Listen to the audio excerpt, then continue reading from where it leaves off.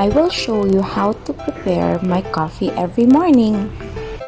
I have espresso roast coffee from Dream PH, fresh milk, and milk syrup, which is a combination of 1 part of evaporated milk and 2 parts of condensed milk. We'll just put them together in the cup. Oops! First is the milk syrup.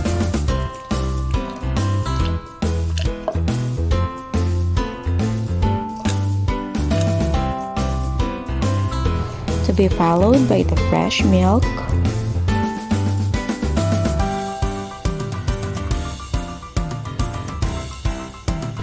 And using this Sonifer espresso machine, we're gonna make our espresso shot.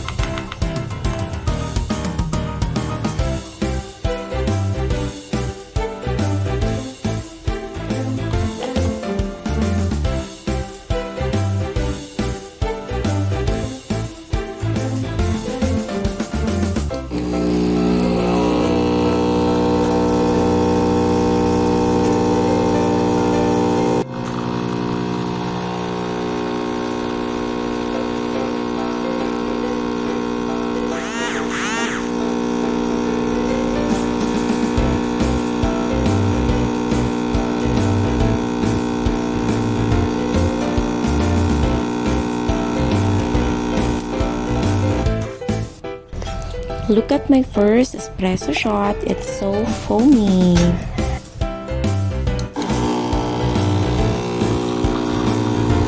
I prefer to have a 1.5 espresso shot for my coffee.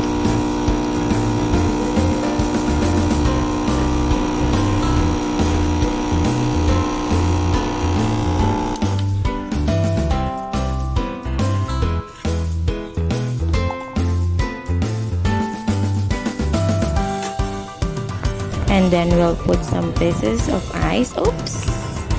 I have ice cubes for my ice cold coffee. And then we'll just stir it gently. And then we're done.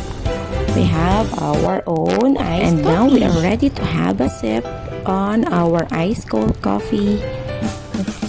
And it tastes good. It is so perfect in this cold morning. Thank you for watching.